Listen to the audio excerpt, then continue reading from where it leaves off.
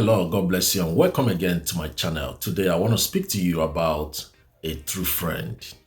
Of course, we all know that your friend is your reflection. Show me your friend, and I will tell you who you are. You are not different from your friend, right? So, anytime I want to know who a person is, I simply look at their friend because your friend shares something in common with you. So, the person you call on a frequent basis and chat with and meet with somewhere determines who you are and where you're going. So you make your choice of a friend, and that choice will make or mar you. So it will amaze you to know that your friend will determine your marriage. Your friend will determine your business, your career.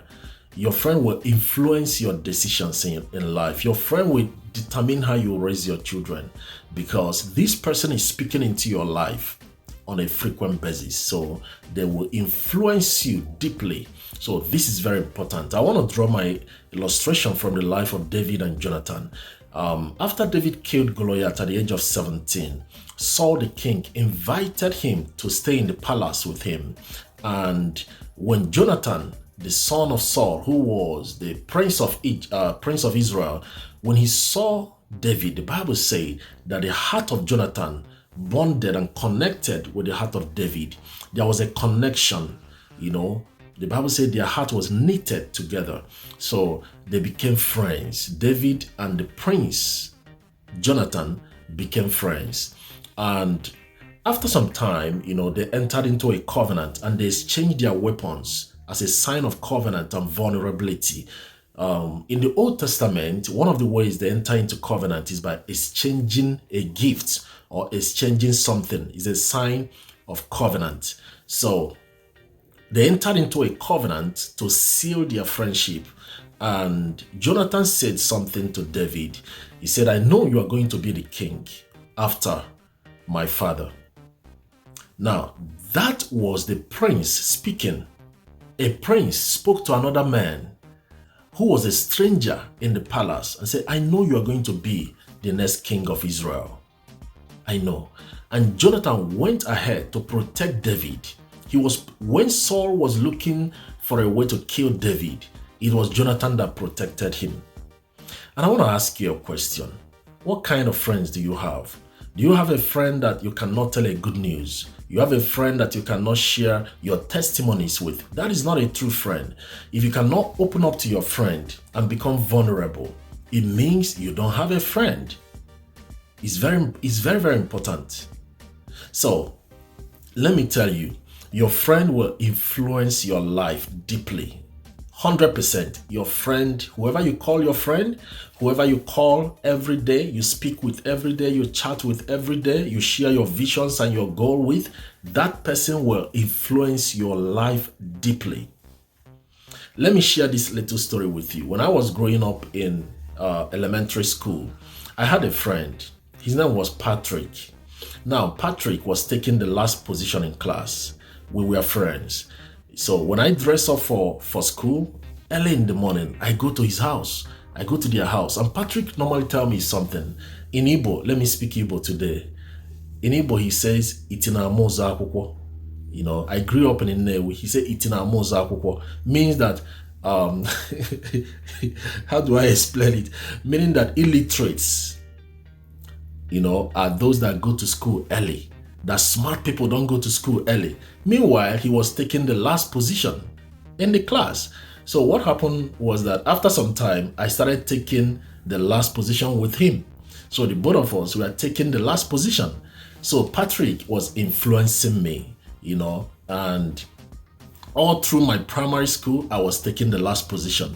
I was being the last person in class, I was a failure in the primary school, in the elementary school. I was a total failure because of my friend. Because before I go to school, I go to their house and we stay in the house till maybe 10 or 11 in the morning. Then we go to school. Then when we get to school, we drop our bags and we enter the bush. We'll be wandering in the bush till school is over. Then we go and pick up our bags and we go home. We played soccer. We just go and start playing soccer. So Patrick taught me how to play soccer. He was very good with soccer. So, but he influenced me negatively growing up, you know. After my primary school, my father took a decision. When he noticed that Patrick was influencing me, I was not doing my homework. I come back from school and I'll go back to their house and I'll stay in their house till night. We'll be playing soccer. We'll just be wandering and loitering everywhere. We were bullies. I was a bully growing up. Patrick taught me to fight. So my father noticed that Patrick was influencing my life and he took a decision. A drastic decision. Now, when I was about to enter secondary school, my father found a school that was very far from our house, very far, you know, and he put me in that school, boarding school. And when I went to that school, it was a turning point for me. I met Christ there. My life changed. You know, I became bright and smart. So why am I saying this? Your friend will influence you. All right, your friend. After some time, Patrick dropped out of school. He didn't went to secondary school. He stopped school entirely. Let me tell you something. Whoever you call your friend will determine who you will marry. I know this is shocking. Whoever you call your friend will determine your career. Whoever you call your friend will determine how you treat your spouse, will determine how you raise your children. Whoever you call your friend will determine the church you attend. Whoever you call your friend will determine how you make your decisions in life. Because what is the purpose of friendship? To share your visions, your ideas, your goals. So if you have a bad friend, excuse me, if you have a bad friend, your friend will teach you evil. Your friend can teach you how to disobey your husband. Your friend can teach you how to abuse your wife, right? So we got to make right decisions in life. David had a good friend, and Jonathan was able to step out of the way for David to be the king. In fact, Jonathan died for David to be the king. Jonathan died just to make sure that David becomes the king. I want to ask you a question. Can your friend make sacrifices for you? Can your friend make sacrifices for you? Some of you, you have friends that are envious of you secretly. They are jealous of you. You can't even share your good news with them because they are angry with you. You have to be careful. Now, let me say one or two things before I conclude. If you have a friend who wants to know everything about you, everything about your marriage, your family, your children, your visions, your goal, your dreams, and the person is not sharing things about him or her, you have a bad friend, right? So if you have the kind of person that wants to know about you and doesn't tell you about his or her own life, his or her own family, you have a bad friend. A good friend is vulnerable, meaning that they share their heart with you. They open up to you. So most people, I've seen that some people, you see, you tell somebody everything about your life, everything about your marriage, everything about your spouse, and the person you are talking to is not telling you about their own spouse, about their own marriage. Well, you don't have a good friend, because a good friend opens up to you, tells you everything about himself or herself, right? A friend that makes you not to serve God, that, seduces you. For those who keep opposite sex as friend, you visit somebody, you say you're a friend, and the person is sleeping with you, and the person is not married to you. There is no covenant of marriage anywhere. You've not gone to the altar to make a vow, and you say, he's my friend, he's my boyfriend or my girlfriend, and they are sleeping with you. That is a bad friend. The person is destroying your life. That's why I say your friend will determine who you marry. Because by the time you are defiling yourself, at the end of the day, you might not meet the right person, right? You might not meet the person that God has for you. So we got to make right decisions in life. Ask yourself, what kind of friend do I have? Let me just go straight to the point to say this. If you don't have a godly friend, you don't have a friend. Because your friend should be a godly person. Your friend should be able to advise you, biblically on how to treat your spouse. Your friend should be able to tell you good things that will help your life.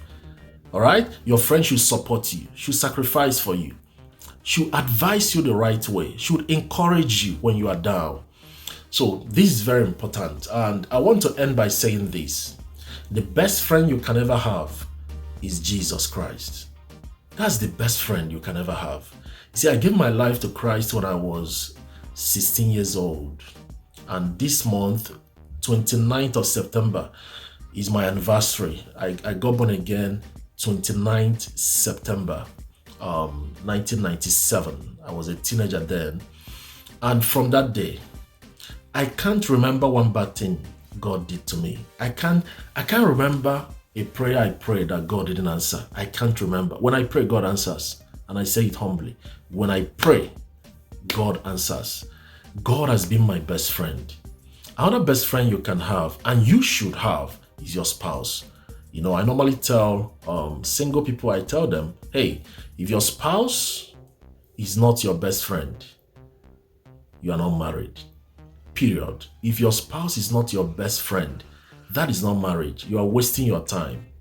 Build friendship with your spouse. Let your spouse be your best friend after God.